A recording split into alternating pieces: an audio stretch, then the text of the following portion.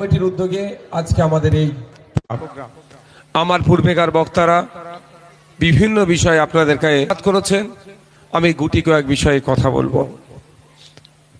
ব্যাপারটা আমরা যে জায়গায় আজকে দাঁড়িয়ে আছি, শুধুমাত্র আজকে আমরা এই বাধার সম্মুখীন হচ্ছি।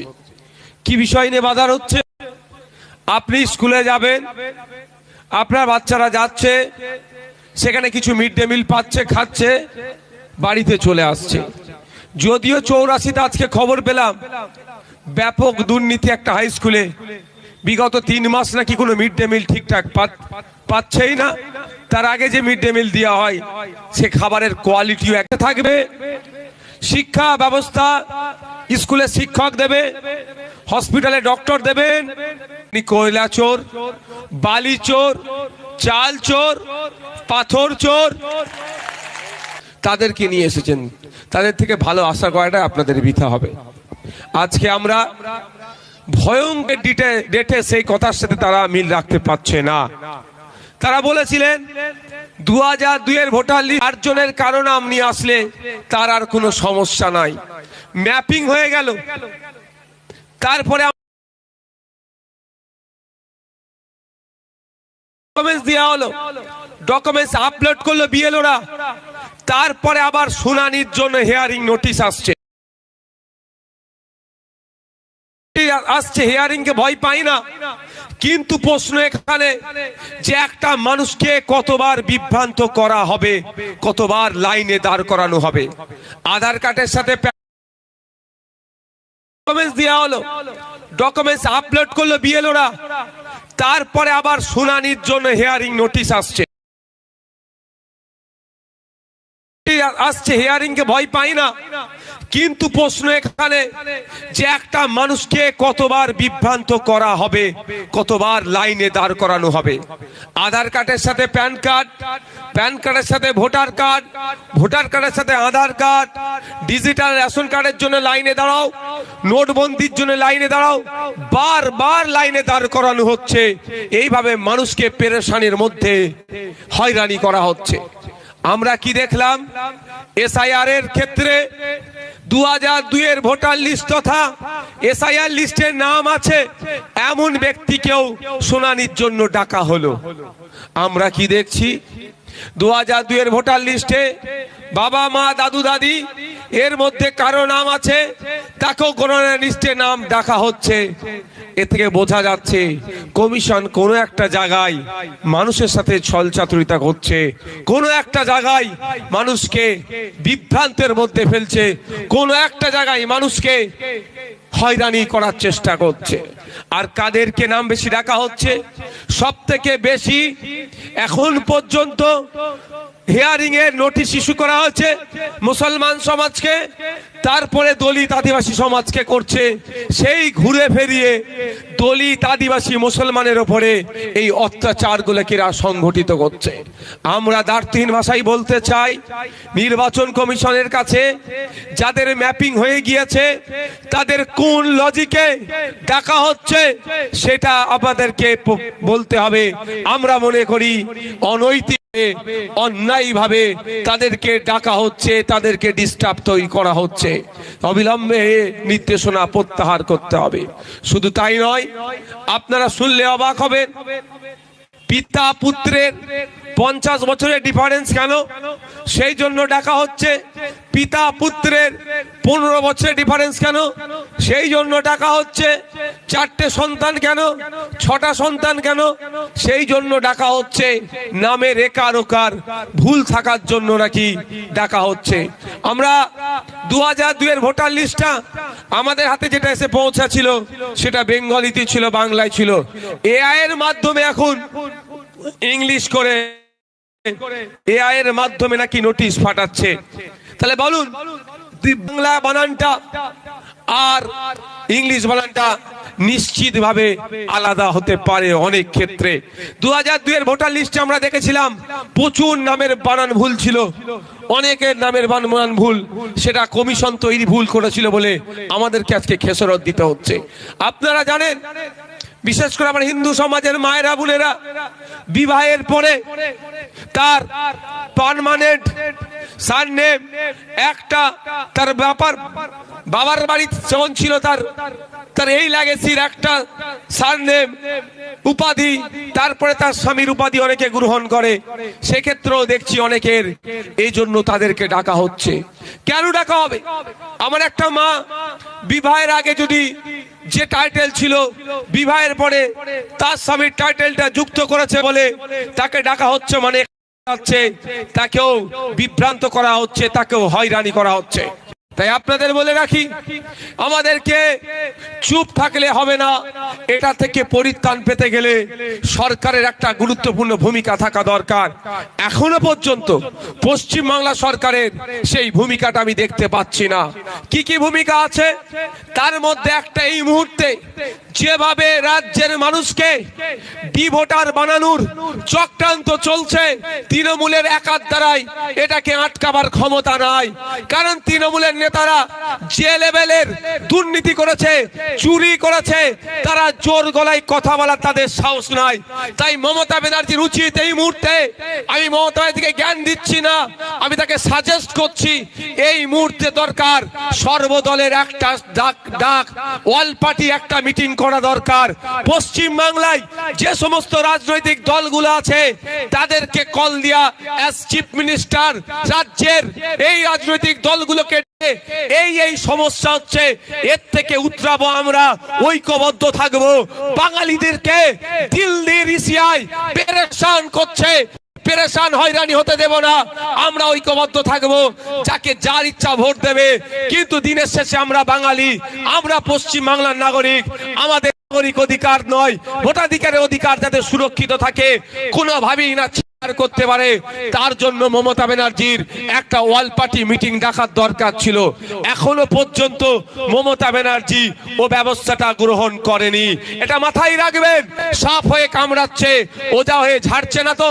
কারণ যে এসআইআর পদ্ধতিটা এত দ্রুততার সাথে করার জন্যই মমতা ব্যানার্জি নিজে থেকে 90,000 প্রায় অফিসার, 90,000 অফিসার দিয়ে সহযোগিতা করেছে। শুধু তাই নয়, প্রায় 300 কোটি টাকা রাজ্যের কোষাগার থেকে দেয়া হচ্ছে এসআইআর করার জন্য। তাহলে মমতা ব্যানার্জি আজকে যদি দায় এড়িয়ে যায়, তিনি এড়াতে পারবেন না, তার কাছে প্রশ্ন থেকে যাচ্ছে। তারপরেও যুক্তরাষ্ট্রীয় পরিকাঠামোর গল্প শুনিয়ে অনেক কিছু বলতে পারে, যদিও আমি রাষ্ট্রবিজ্ঞানের ছাত্র নয়, তারপরেও বলছি অল পার্টি মিটিংটা ডাকা যায়, তিনি কিন্তু ডাকেননি এখন পর্যন্ত। আরো কি করা যায়? সুপ্রিম কোর্টে স্টেটের হয়ে মামলা করা যায়, সম্ভবত তিনি করেছেন। 4 জন এসআইআর নিয়ে 4টে মামলা হয়েছে সুপ্রিম কোর্টে। সেই 4টে মামলার মধ্যে ভাঙড়ের বিধায়ক তথা খামচিন্দের চেয়ারম্যান নওশাদ সিদ্দিকীরও একটা মামলা আছে আপনাদের ভোটাধিকার বাঁচানোর জন্য। এটা মাথায় রাখবেন, আপনাদের ভোটাধিকার বাঁচানোর জন্য সুপ্রিম কোর্টে অলরেডি আমার করা মামলা আছে। আমার আইনজীবীদের সাথে এই বিষয়টা নিয়ে আলোচনা করলাম।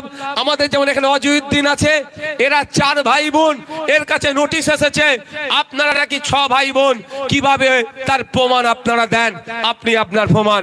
তাহলে অজয়উদ্দিনকে আমি বললাম যে তুমি রেডি থাকো, তোমার জায়গা জমি যা আছে আরো 2টো ভাগ বেশি হবে, রেডি থাকো। এরা 4 ভাই বোন, আর এসেছে নোটিশ 6 ভাই বোনের। বুঝতে পারছেন কি হচ্ছে? অহেতুক হয়রানি করার জন্য এটা করা হচ্ছে। যাক, কাজ ছেড়ে যেতে হবে, লাইনে দাঁড়াতে হবে। তবে আমাদের শপথ নিতে হবে, যারা আমাদেরকে অন্যায়ভাবে লাইনে দাঁড় করাচ্ছে তাদের বিরুদ্ধে 2026 সালে একযোগে আমরা উত্তর দেব। এই যে বিজেপি ইসিআই কে যুক্তি করে আমাদেরকে লাইনে দাঁড় করাচ্ছে, সেই বিজেপির যেমন জবাব দেব। আর এই লাইনে দাঁড় করানোর প্ল্যাটফর্মটা পশ্চিম বাংলায় মমতা ব্যানার্জি বিজেপিকে দেখিয়েছে, ইসিআই কে দেখিয়েছে, মমতা ব্যানার্জিকেও আমরা উত্তর দেব। এই দাঁড় করানোর জায়গা হতো? তড়িঘড়ি ইনি কি করলেন, কি করছেন ইনি? আপনার এসআইআর যাতে দ্রুততার সাথে হয়, 90,000 মতো অফিসার দিয়েছে মমতা ব্যানার্জি, আর 300 কোটি টাকা মতো দিয়েছে। আর এখন নাকে কান্না কাঁদলে হবে? তাছাড়াও আমি বলছি, এই আটকানোর পদ্ধতি বলছি, রাজনৈতিকভাবে আটকানোর সরকার কিভাবে আটকাতে পারে সেগুলো বলছি।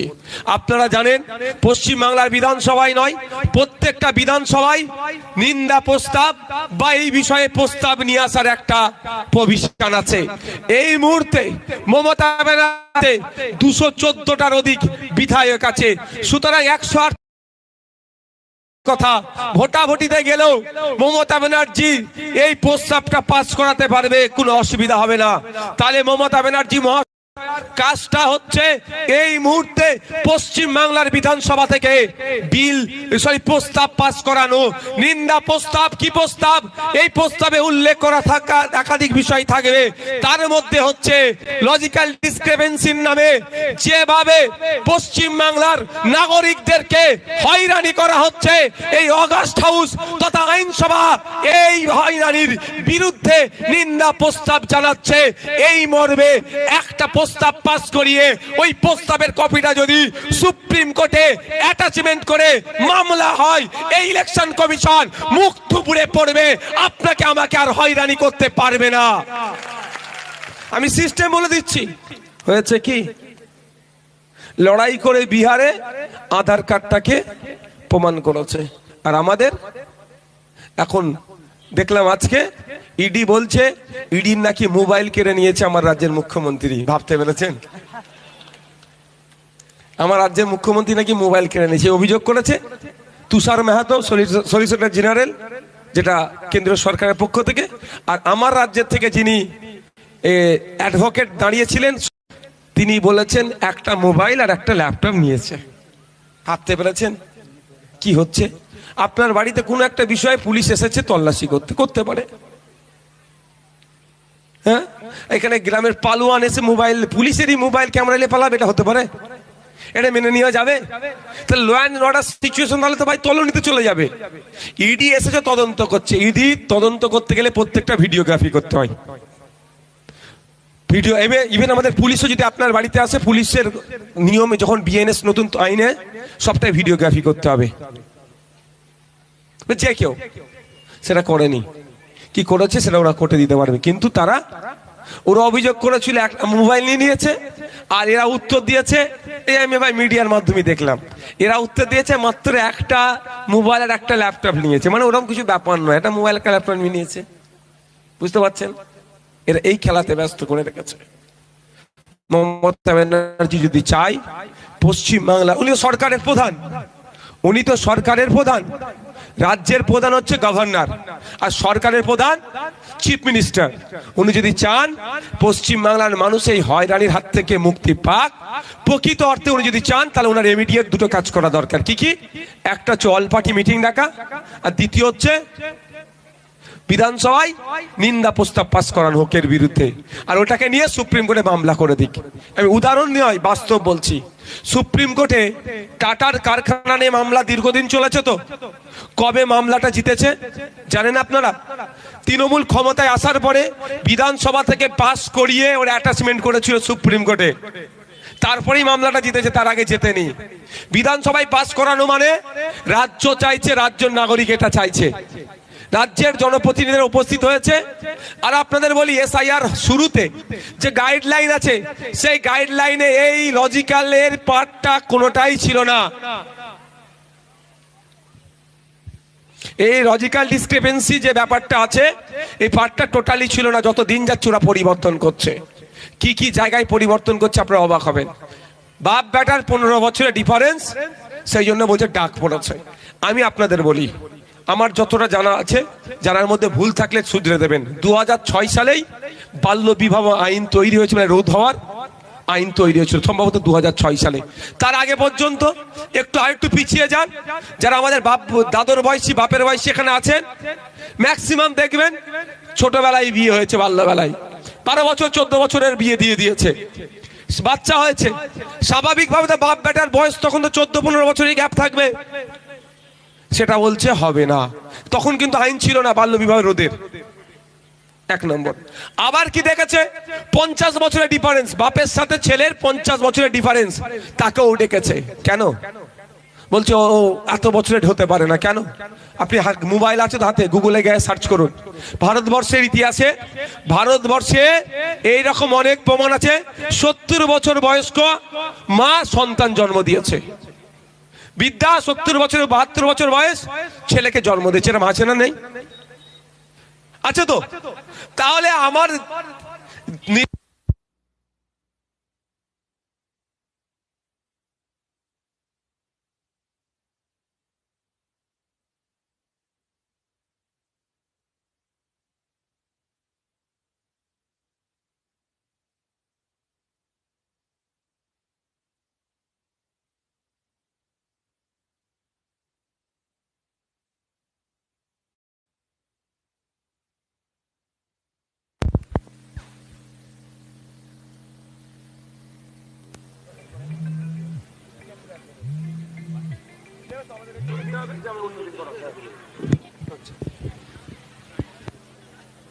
অ্যাপ্লিকেশন দিলে হবে। হ্যালো হ্যালো, কি বলছিলাম? আপনারা বলুন, ইলেকশন কমিশন কি এটা বোঝাতে চাইছে 50 বছরের বয়স যাদের হয়ে যাবে তাদের সন্তান প্রজনন ক্ষমতা হারিয়ে যাবে, তারা পারবে না, প্রজনন ক্ষমতা থাকবে না? এটাকে বোঝাতে চাইছে? মানে ঘুরে ফিরিয়ে আপনার কিছু না কিছু ভুল বার করবে, আর ভুলটা মেজর নন ইস্যুকে ইস্যু করবে। আপনারা জানেন বিশ্বখ্যাত ব্যক্তি, বাংলার গর্ব অমর্ত্য সেন স্যারকে নোবেল জয়ী যিনি, তাকেও ডাক হয়েছে তার পিতা পুত্রের বয়সের এই পার্থক্য নিয়ে। ভাবতে পেরেছে হাত দিতে দিতে কোথায় পৌঁছাচ্ছে? আজ বাঙালি একজন টপ ক্লাস মানুষ, ওয়ার্ল্ড ক্লাস মানুষ, তাকে ওরা ছাড়ছে না। কদিন আগে রবি ঠাকুরের গাওয়া জাতীয় সঙ্গীতের আক্রমণ, বঙ্কিম বাবুকে আর বলবো ভাষাটা বলা যাবে না, আমাদের শ্রদ্ধেয় হৃদয়ে থাকে। তারপরে আমাদের রাজা রামমোহন রায় স্যারকে যে যা পাচ্ছে বাঙালিদের উপর অত্যাচার চলছে, কোনো কারো কথা নাই। তাই আপনাদের বলবো তৈরি হতে হবে আমাদেরকে, মাঠে ময়দানে লড়াই হবে, আইনি লড়াই হবে। অলরেডি আমি মামলা করে রেখেছি, এখন যেগুলো আছে সেগুলো নিয়েও অ্যাড করতে পারি বা নতুন মামলা করতে পারি। আপনারা আতঙ্কিত হবেন না। আর দ্বিতীয় কথা, মাঠে ময়দানে থাকতে হবে আমাদেরকে। মমতা ব্যানার্জি মনে হয় কি আপনার হয়ে লড়াই করবে? মনে হয় আপনাদের দলিত আদিবাসী মুসলমান পিছড়ে বর্গের হয়ে লড়াই করবে না? কারণ এরাই তো মমতা ব্যানার্জি এদের কাছ থেকে কেড়ে নিচ্ছে আদিবাসীদের ফেক এসটি সার্টিফিকেট। অরিজিনাল যে আদিবাসী সে সার্টিফিকেট পাচ্ছে না, ডুপ্লিকেট পেয়ে যাচ্ছে। ফেক এসটি এসসি সার্টিফিকেট রমরমা, যে আমার পিছড়ে বর্গের গরিব হিন্দু মাটা, তার ছেলেটা যে উচ্চশিক্ষায় শিক্ষিত হবে, সংরক্ষণের ক্ষেত্রে বা চাকরির ক্ষেত্রে যে 22% আছে, সেই 22% তার ছেলেটা পাচ্ছে না। কারণ যে দলিত নয়, দলিত সেজে সে দলিত কোটায় চাকরি করে নিচ্ছে। আজ রঙ্গনাথ মিশ্র কমিশন অনুযায়ী আর্থসামাজিক ভাবে মুসলমান যারা অনগ্রসর শ্রেণীতে আছে তাদেরকে এগিয়ে নিয়ে আসার জন্য, মেন স্ট্রিমে নিয়ে আসার জন্য 10% সংরক্ষণের কথা বলেছিল। মমতা ব্যানার্জি হাতে শুধু একটা কাগজ ধরিয়ে দিয়ে সংরক্ষণটা কেড়ে নিয়েছে। একইভাবে মমতা ব্যানার্জি যেভাবে ওয়াকফটা ডুবালো আপনাদেরকে, বুঝতে পারছেন কেমন ভাবে ডুবিয়েছে? একইভাবে এসআইআরটাও আপনাদেরকে ডুবাবে, মিলিয়ে নেবেন আপনারা। যদি আমরা পেশার না তৈরি করতে পারি, রাজ্যের মুখ্যমন্ত্রীর উপরে যদি আমরা পেশার তৈরি করতে পারি যে আপনাকে এই কাজগুলো করতে হবে, তাহলে জানবেন এই এসআইআর এই ওয়াকফের মতোই বিজেপির হাতে তুলে দেবে। তাই আপনাকে আমাকে তৈরি থাকতে হবে। আমি খবর পেলাম 21শে জানুয়ারি নাকি হিয়ারিং এর প্রচুর ডাক পড়েছে।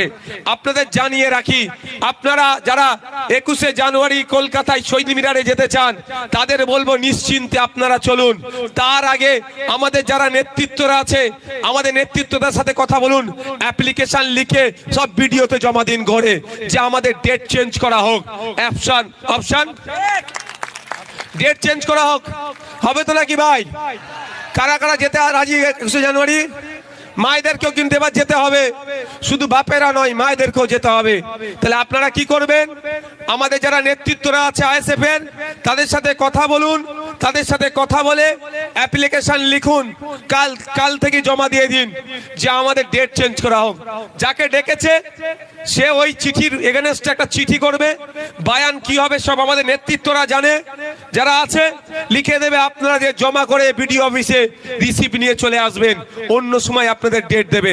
তবে একটা কথা বলে রাখি, হিয়ারিং এ যারা যাবেন, হিয়ারিং এ যাওয়ার পরে হিয়ারিং হবে, হয় ফিরে চলে আসবেন না, আপনাকে হিয়ারিং এর জন্য যে কাগজটা দিয়েছে ওখানে কিন্তু একটা স্ট্যাম্প মেরে সই করিয়ে নিয়ে আসবেন।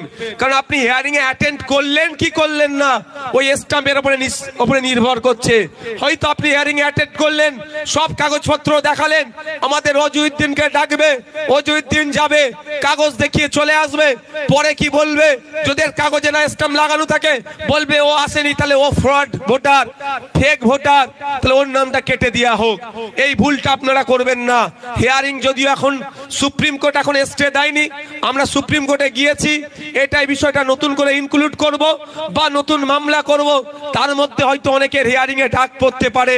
অনুরোধ এটাই যে আপনারা যারা যাবেন, যখন হিয়ারিং এ যাবেন, কাগজপত্র যেমন বুঝাবেন, সাথে সাথে আপনিও স্ট্যাম্প সিলটা বুঝে নেবেন, না হলে আপনাদেরকে আবার এরা দ্বিচারিতা করতে পারে। নামের বানান ভুল, একার ওকার, তার জন্য ডাক পড়েছে। তাই আপনাদের বলবো, এটা শুধুমাত্র আপনাকে আমাকে হয়রানি করা ছাড়া আর কিছুই নয়। কারণ এটুকু বলে যায়, আপনাদের বড় ভাইজানের নাম কি গো? ঠিক জোরে হলো না, আওয়াজ ঠিক পাচ্ছি না। আব্বাস ভাইজান অনেক আগেই আমাকে বলে দিয়েছে, জানি না উনি যেগুলো বলে আমরা দেখি অনেকটাই বাস্তবে মিলে।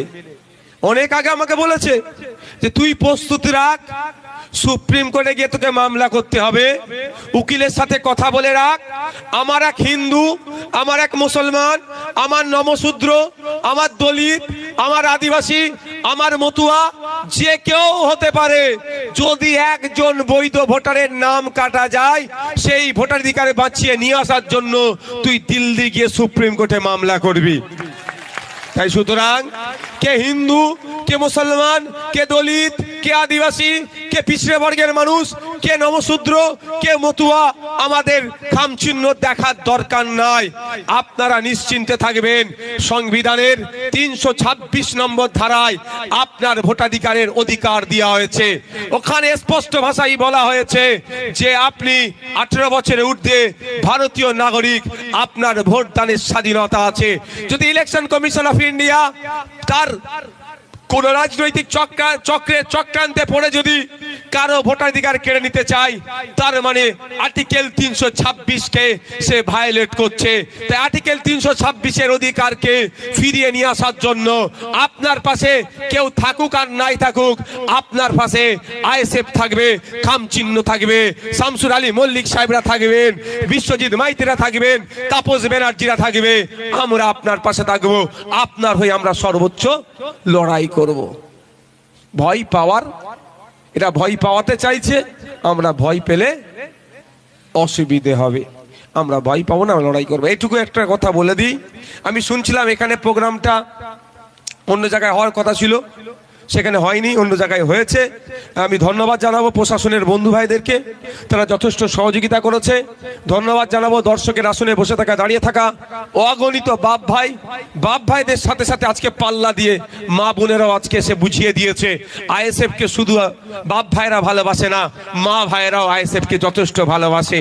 আর মায়েরা আজকে এখানে এসে বুঝিয়ে দিয়েছে, মমতা ব্যানার্জিকে বার্তা দিয়ে দিয়েছে, শুধু লক্ষ্মীর ভান্ডার দিয়ে মায়েদের তুমি মাথা কিনতে পারবে না। স্কুলে শিক্ষক চাই, হসপিটালে ডক্টর চাই, তাহলেই মায়েদের ভোটটা হয়তো কিছুটা তুমি পেতে পারো।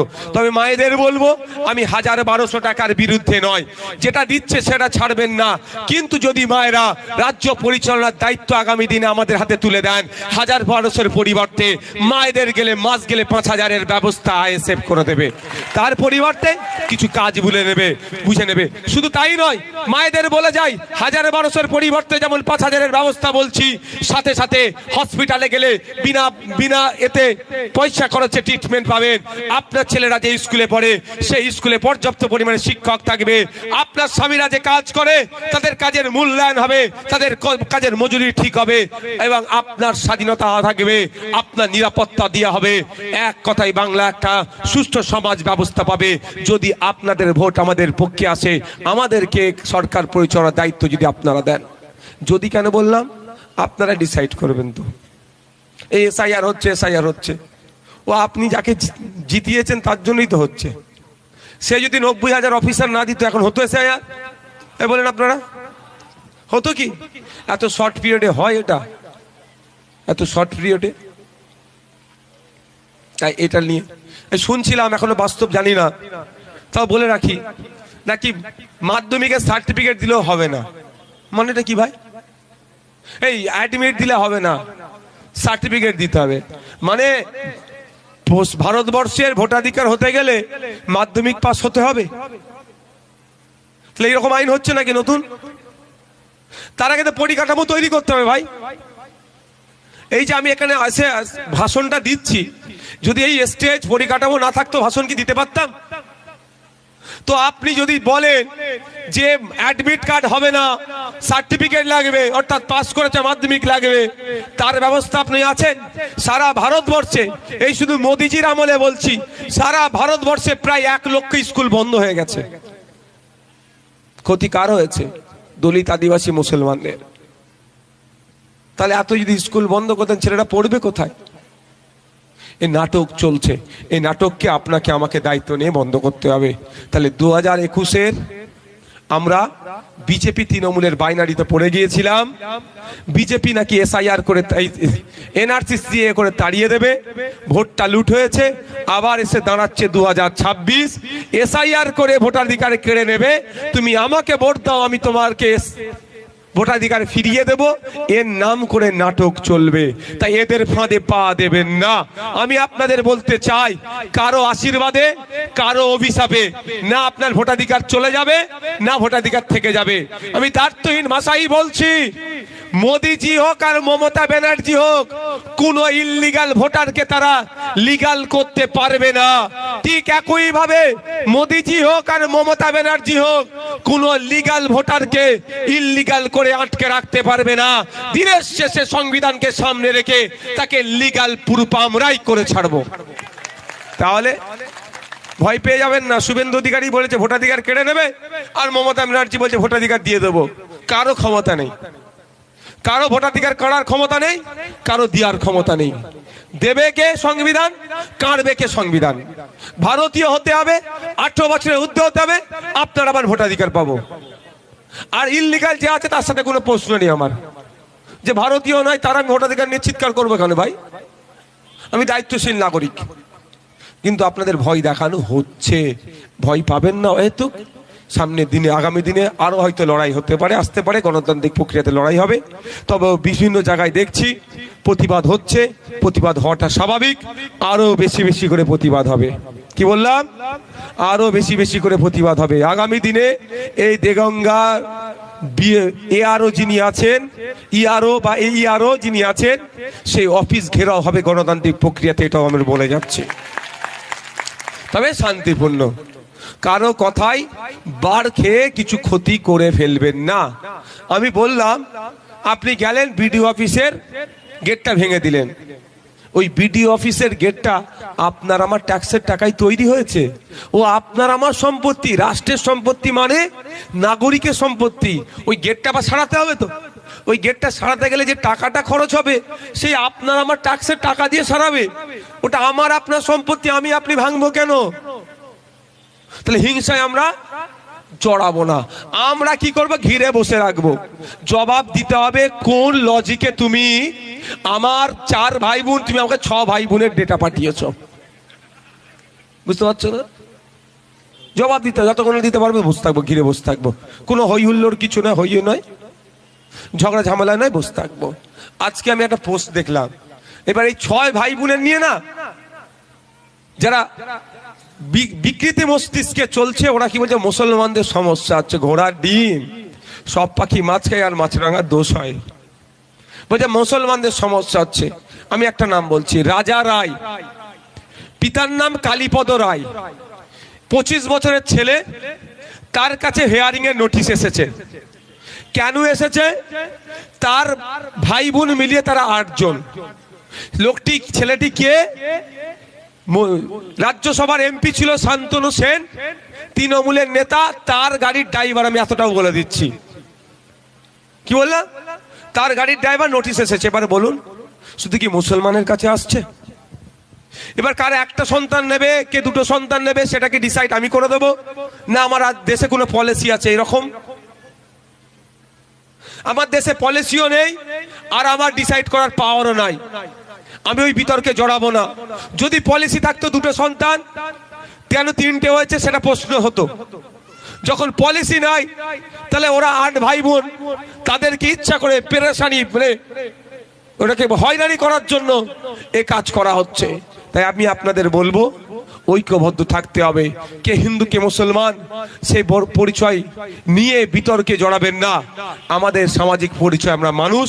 আমার পাশের বাড়ির একজন কেউ এই এসআইআর এর হিয়ারিং এ বিপদে পড়েছে, আর আমি এত বড় নিকৃষ্ট হয়ে যাব না যে হিন্দু কি মুসলমান দেখবো আমি? আমার কাজ কি হবে? আমার পাশের বাড়ির ওই লোকটার পাশে থেকে তাকে সাহস জুগিয়ে তার হয়ে 2টো কথা বলা। এটা হবে তো নাকি রে ভাই? না রাজা রায়, কালীপদ রায়ের ছেলে, ওটা ও বুঝে নেবে, ও বলে আমি মুখ ঘুরিয়ে নেব, এটাও হবে না। আর রজিউদ্দিন আখতারি, ও ওটা বুঝে নেবে, আমি মুখ ঘুরিয়ে নেব, এটাও উচিত হবে না। তাই আমার কাছে রজিউদ্দিন আখতারিও যতটা গুরুত্ব পাবে, একজন এসআইআর এর নোটিশ ইস্যু করেছে কেন সেই নিয়ে, আর রাজা রায়কেও কেন নোটিশ ইস্যু করলো, এই দুটো গুরুত্বই কিন্তু আমার কাছে এক থাকবে, এর বাইরে কিছু হবে না। হ্যাঁ, রজিউদ্দিন আখতারি আমার পার্টির অঞ্চল লেভেলের বিভিন্ন লেভেলের একটা নেতৃত্ব, ঠিক কথা, কিন্তু অন্যায় এর সাথেও হয়েছে, রজিউদ্দিন আখতারির সাথে হয়েছে, রাজা রায়ের সাথে হয়েছে। সুতরাং 2 অন্যায়কে আমরা এক মানদণ্ড হিসাবেই দেখব, আলাদা আমরা দেখব না। 21শে জানুয়ারি কলকাতা যেতে হবে। যাদের নোটিশ অলরেডি এসে গিয়েছে তারা আমাদের নেতৃত্বদের সাথে যোগাযোগ করবেন। ওরা কি করবে? অ্যাপ্লিকেশন লিখে জমা কোথায় করাতে বলবে সেখানে করবে। 1 নম্বর কথা। আমি একটু বলে যাই, এইখানে প্রোগ্রাম হতো না, 2য় জায়গায় হতো, এখানে হয়েছে, এতটুকু বলে যাচ্ছি আমি। যে এখানে প্রোগ্রামের জায়গা চেঞ্জ করালো, তার বাপ দাদু কবর যেখানে শুয়ে আছে খোঁজ নিয়ে দেখুন, তার আত্মীয় যেখানে শুয়ে আছে কবরটা যে সুরক্ষিত আছে, এই নওশাদ সিদ্দিকীর জন্য, মমতা ব্যানার্জির জন্য নয়। তাকে এইটুকু শুধু জানিয়ে রাখতে চাই, আগামী দিনে এসআইআর নিয়ে পেরেশানিতে পড়লে, বিপদে পড়লে তার দল তার পাশে থাকবে না। আমার এই রজিউদ্দিন রায় তাকে বিপদ থেকে উদ্ধার করবে, এটাও আমি বলে রেখে দিতে চাই। কারণ তার বাপের কবর, তার আত্মীয়র কবর সুরক্ষা করার জন্য মমতা ব্যানার্জি এগিয়ে আসেনি, অভিষেক ব্যানার্জি এগিয়ে আসেনি, কাকলি ঘোষ দস্তিদার এগিয়ে আসেনি, এগিয়ে এসেছে নওশাদ সিদ্দিকীর মতো গুটি কয়েক মানুষ। আমাদের করা মামলার জন্য এখন ওনার পরিবারের কবরস্থানটা সুরক্ষিত আছে। আর ও আজকে দাদা দিদি বলেছে বলে হই হই করছে, তো গরম কদিন থাকবে দেখে নেন। শাহজাহান শেখ, ওই নামটা কি, সন্দেশখালী, নিজেকে বেতাজ বাদশা বলতো, সে এখন জেলের ভাত খাচ্ছে, আর এ তো পাড়ার চারানার নেতা। সময় আছে, শুধরে যান। আমি বলছি সময় আছে, শুধরে যান। শুধরে যান মানে বলছি না আইএসএফে চলে আসুন, আইএসএফে দরকার নেই। আপনি আপনার দলটা করুন, কারণ আজকে যে নিচে আছে কালের ক্রমে সে কালকে আগামীতে ওপরে উঠবে।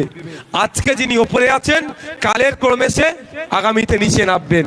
নিচে নাম থাকার পরে মানুষ আপনাকে কিভাবে গ্রহণ করে, ওপরে থেকে যে আচরণ করবেন তার উপরই তো হবে ভাই। ওপরে থেকে যে আচরণটা তুমি করেছো, নিচে নামলে সেটা মূল্যায়ন হবে, আর নিচে নামতে হবেই কালের ক্রমে ভাই।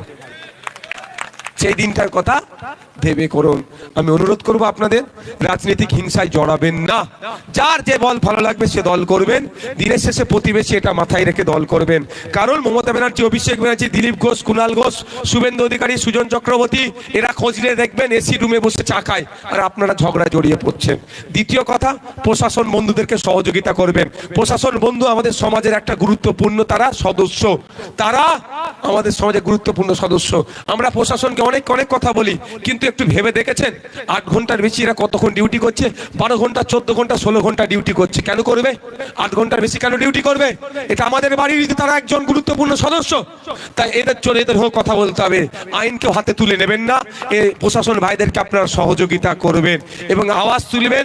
এই পুলিশ সহ সরকারি কর্মচারীদেরকে মমতা ব্যানার্জি 2006, 7, 8-এর দিকে বলেছিল কেন্দ্রীয় সমাহারে দিয়ে দিতে হবে, নাহলে সরকার থেকে চলে যাও। এখনো কেন এই পুলিশ সহ সরকারি কর্মচারীরা কেন্দ্রীয় সমাহারে দিয়ে পাচ্ছে না? কেন্দ্রীয় সমাহারে দিয়ে দিতে হবে। পুলিশে প্রায় 2.5 লক্ষ শূন্য পদ আছে, ওই 2.5 লক্ষ শূন্য পদ পূরণ করতে হবে। মমতা ব্যানার্জি প্রত্যেক দিন ওনার হিসাবে থানা উদ্বোধন করে যাচ্ছে। ভাঙড়ে 2-3টে থানা ছিল, এখন 8টা থানা করে দিয়েছে। আমি তো বলেছি পাড়ায় পাড়ায় থানা করে দাও, নওশাদ সিদ্দিকীর কোনো অসুবিধা নাই। অসুবিধা কি ভাই? আমি সমাজ বিরোধী নাকি? আমি বোম মারামারি করি নাকি? সমাজ বিরোধী ওই নোটোরিয়াস ক্রিমিনাল, ওর অসুবিধা হতে পারে, আমার কেন অসুবিধা হবে? তবে আমি একটা কথা বলেছি, ওই একটা অফিসারকে দিয়ে 2টো থানা চালালে হবে না। লেডি কনস্টেবলের অভাব, লেডি এসআই এর অভাব, নতুন নতুন পদ যে তৈরি হচ্ছে সেগুলো পূরণ করো। 2.5 লক্ষ শূন্য পদ আছে, 2.5 লক্ষ পুলিশে যদি এসে যায় তাহলে কি হবে? আমার আজকের যে পুলিশটা 12 ঘন্টা 14 ঘন্টা ডিউটি করছে, তার ডিউটি 8 ঘন্টায় চলে আসবে, কষ্ট কম হবে। আর 2.5 লক্ষ পরিবার কি হবে? চাকরি পাবে। 2.5 লক্ষ পরিবার চাকরি পেলে আরো 2.5 লক্ষ পরিবার তার থেকে উপকৃত হবে। তাহলে 5 লক্ষ পরিবার পিছু 4 জন করে ধরলে 5 লক্ষ পরিবার মানে 20 লক্ষ মানুষ শুধু পুলিশে নিয়োগের মাধ্যমে উপকৃত হবে। মমতা ব্যানার্জি যদি না পারে সেই জায়গা থেকে অব্যাহতি নিক, আমাদেরকে দায়িত্ব দিক, আমরা এগুলো বুঝে দেখিয়ে দেবো। সকলে ভালো থাকবেন, সুস্থ থাকবেন। দেগঙ্গার মায়েদের বলবো, দেগঙ্গার মায়েদের বলবো হাতে ধরিয়ে দিচ্ছে। আর আপনার স্বামী, আপনার ছেলের যখন ট্রিটমেন্ট করতে হচ্ছে কত করে দিতে হচ্ছে? 5,000 10,000 খরচ হয়ে যাচ্ছে। আপনারা যদি আমাদের যেতান, হেভি ট্রিটমেন্টের জন্য কলকাতা যেতে লাগবে না। কলকাতার পিজি হসপিটাল আপনাদের দ্বারে, আপনার জেলায় আমরা